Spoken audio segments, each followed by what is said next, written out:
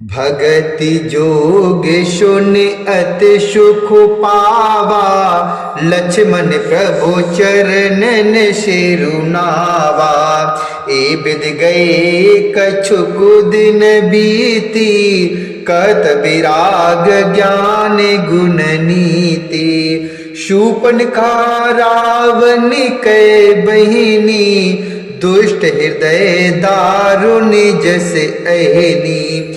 पंचवटी सो गई कुबारा, देख बिकलो भई जुगल कुमारा। पंचवटी सो गई कुबारा, देख बिकलो भई जुगल कुमारा। इस भक्ति योग को सुनकर लक्ष्मण जी ने अत्यंत सुख पाया, उन्हें बड़ा अच्छा लगा और उन्होंने प्रभु श्री रामचंद्र के चरणों में सिर को नवाया। इस प्रकार वैराग्य, ज्ञान, गुण और नीति कहते हुए कुछ दिन बीत गए।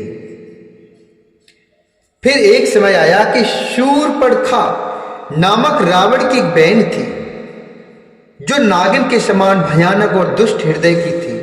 वह एक बार पंचवटी गई और दोनों राजकुमारों को देखकर विकल अर्थात काम से पीड़ित हो गई। धाता पिता पुत्र उर्गारी, पुरुष मनोहर निरखत नारी। होय बिकल सक मन ही न रोकी, होय बिकल सक मन ही न रोकी। जिमु रवि मन द्रव रवि ही बिलोकी, जिम रघु मन द्रवु रवि है बिलोकी। रुचिर रूप धर प्रभु पही जाई, बोली बचन बहुत मुस्काई। तुम सम पुरुष न मोसम नारी, यह संजोग विद रचा विचारी। यह संजोग विधि रचा विचारी। काकभूषुंडी जी कहते हैं, हे गरुड़ जी,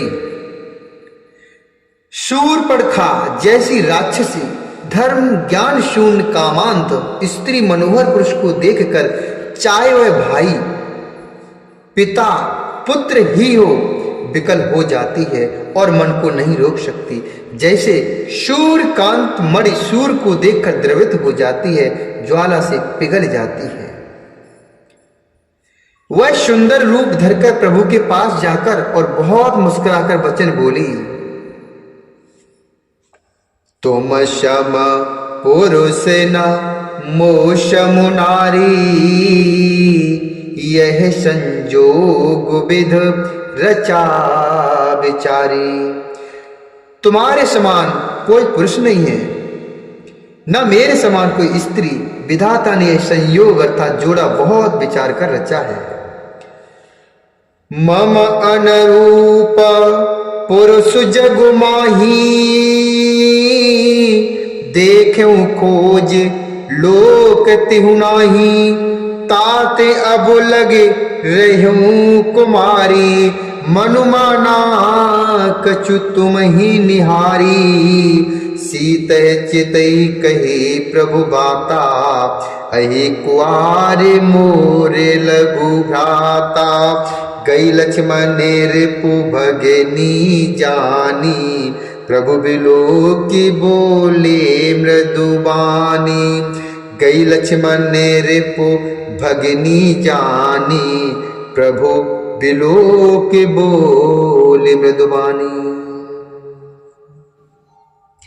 मेरे योग पुरुष अर्थात वर जगत भर में अर्थात पूरे संसार में नहीं है। मैंने तीनों लोकों को खोज लिया है, इसी से मैं अब तक कुमारी अर्थात अविवाहित रही। अब तुमको देखकर कुछ मनमाना अर्थात चित्त ठहरा है। सीता जी की ओर देखकर प्रभु श्री रामचंद्र जी ने यह बात कही कि मेरा छोटा भाई कुमार है। तब वह लक्ष्मण जी के पास गई। लक्ष्मण जी उसे शत्रु की बहन समझकर और प्रभु की ओर देखकर कोमल वाणी से बोले, सुंदरे सुनु में उन्हें कर दासा, पराधीन नहीं तोर सुपासा। प्रभु समर्थ को शलपुरी राजा, जो कछु करही उन्हीं सब छाजा।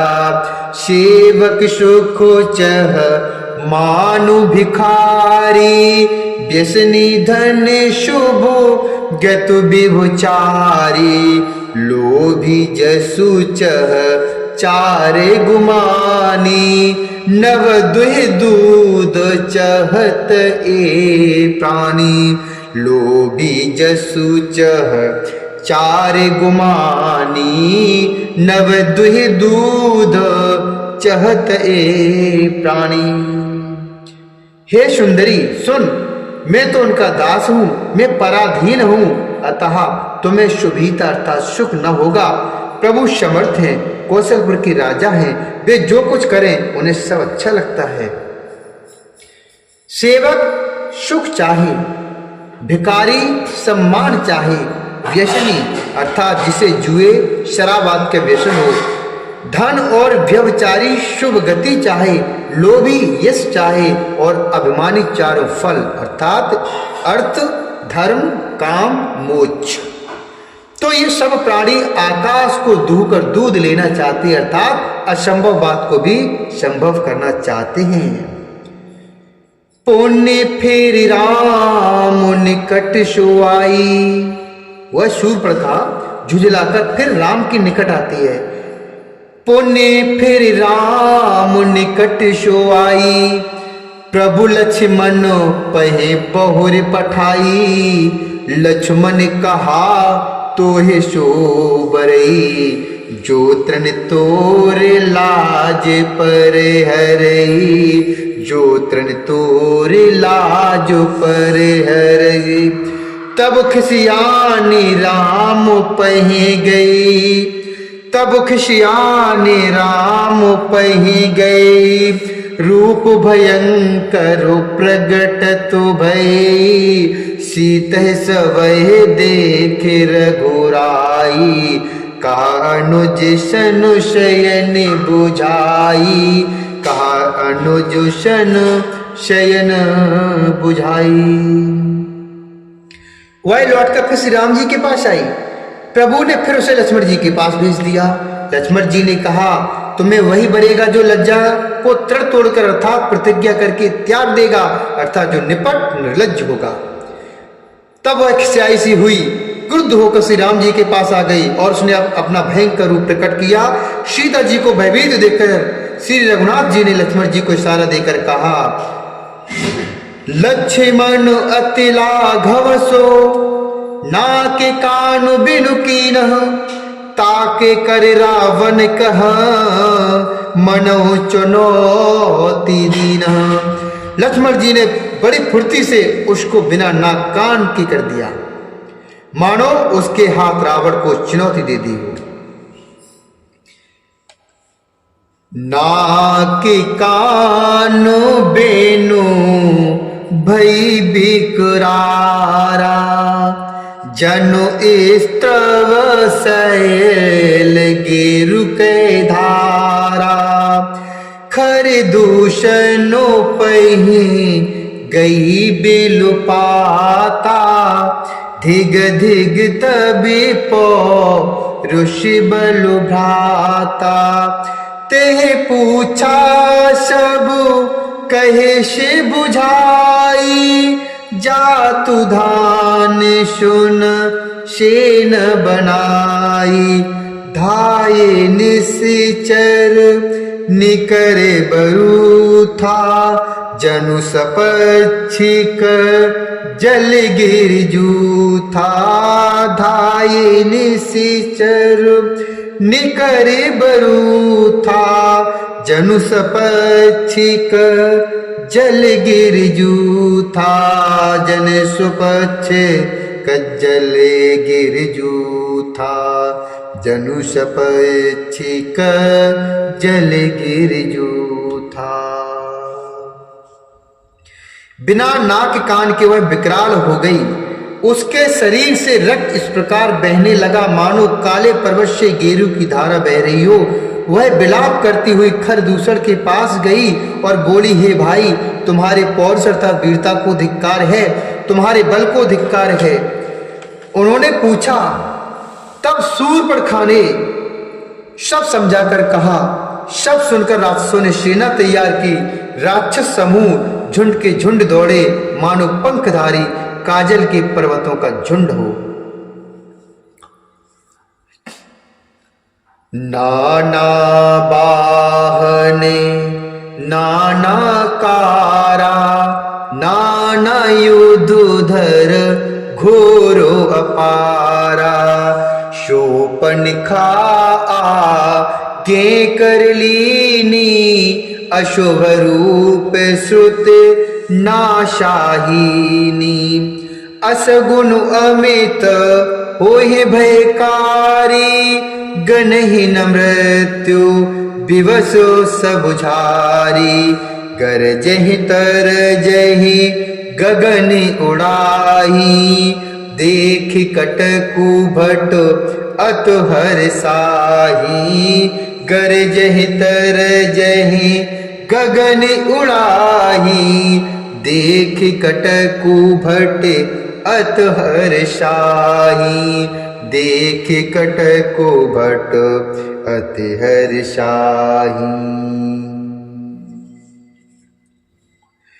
वे अनेकों प्रकार की सवारियों पर चढ़े हुए तथा अनेकों आकार अर्थात शूरतों के हैं। वे अपार हैं और अनेकों प्रकार के असंख्य भयानक हथियार धारण किए हुए हैं। उन्होंने नाक कान कटी हुई अमंगल रूपणी शूर्पणखा को आगे कर लिया। अनगिनत भयंकर अपशकुन अर्थात अशकुन हो रहे हैं, परंतु मृत्यु के वश होने के कारण वे सब के सब उनको कुछ गिनते ही नहीं। गरजते हैं, ललकारते हैं और आकाश में उड़ते हैं। सेना देखकर योद्धा लोग अर्थात सेना को देखकर जो योद्धा थे वो लोग बहुत ही हर्षित हुए हैं। को कह जियत धरहु दो भाई, को कह जियत धरहु दो भाई। धर मारहु तिये लेहु चढ़ाई।